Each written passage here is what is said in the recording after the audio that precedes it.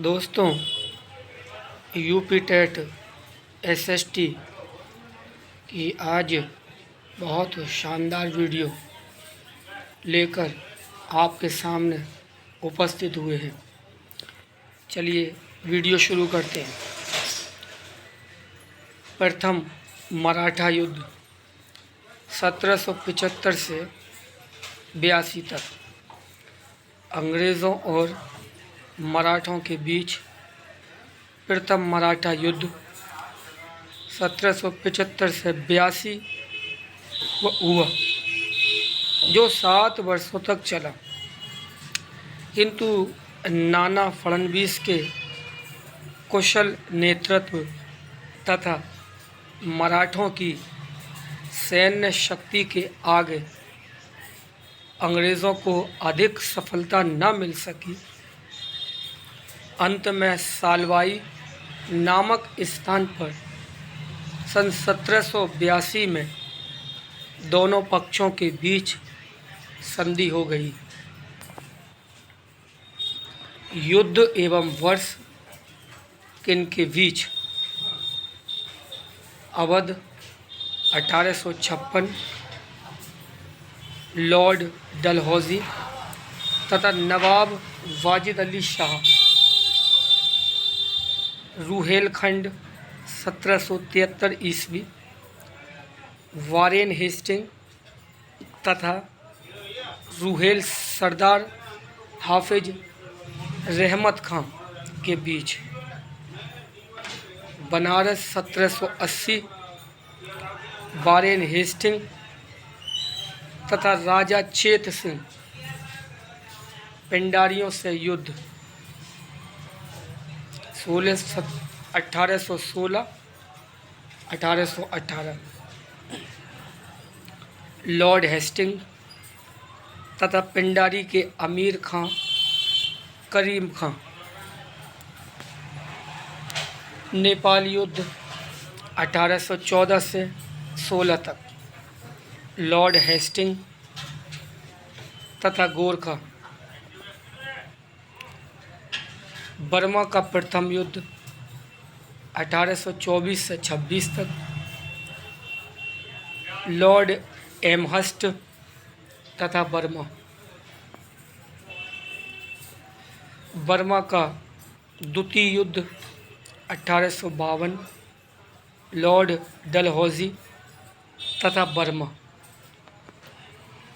अफगान युद्ध 1838 से 42 तक लॉर्ड ऑकलैंड तथा अफगान। सिंध युद्ध 1843 ईस्वी, लॉर्ड एलनबरो तथा सिंध के शासक।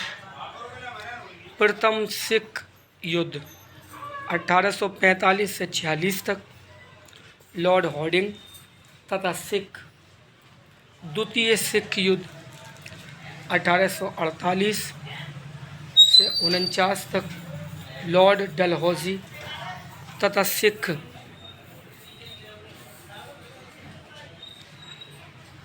रेगुलेटिंग एक्ट 1773 ईस्वी, कंपनी की गतिविधियों को नियंत्रित एवं निर्देशित करने के लिए 1773 ईस्वी में रेगुलेटिंग एक्ट बनाया।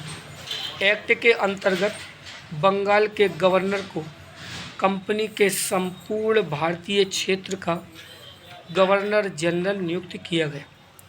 रेगुलेटिंग एक्ट के तहत चेन्नई और मुंबई की प्रेसिडेंसियों को गवर्नर जनरल बंगाल के अधीन कर दिया गया।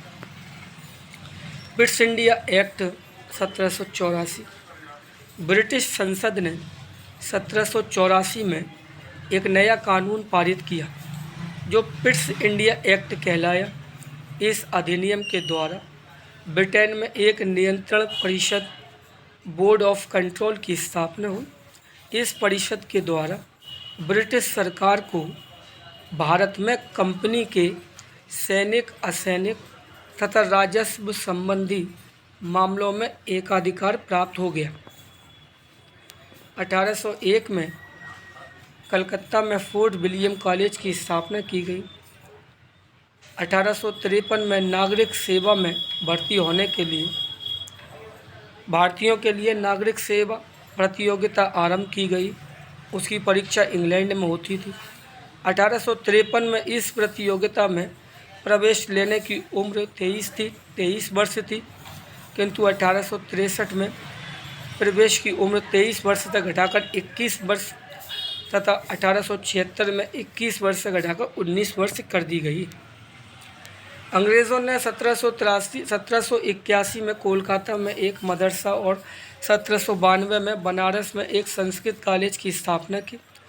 विलियम जोन्स ने एशियाटिक सोसाइटी नामक संस्था की स्थापना की, जिसका उद्देश्य प्राचीन भारतीय इतिहास व संस्कृति की जानकारी कराना था। डलहौजी की विलय नीति डलहौजी ने भी राज्यों को हड़पने की एक नीति अपनाई। इस नीति के अंतर्गत उसने यह नियम घोषित किया कि भारत के जिन जिन राजाओं को कोई पुत्र न हो, वे अंग्रेज़ी की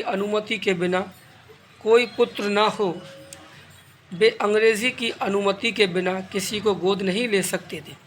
इस नीति के अंतर्गत सतारा, नागपुर, उदयपुर, जैतपुर, बघाट, संबलपुर तथा झांसी के राज्यों को अंग्रेजी राज्य में मिला लिया गया। लॉर्ड डलहौजी के बाद 1856 में लॉर्ड कैनिंग भारत में अंग्रेज़ों का अंतिम गवर्नर जनरल था। 1835 में अंग्रेज़ी भारतीय प्रशासन की सरकारी भाषा बनी। शिक्षा के प्रसार हेतु 1904 में भारतीय विश्वविद्यालय अधिनियम पारित हुआ। 1835 में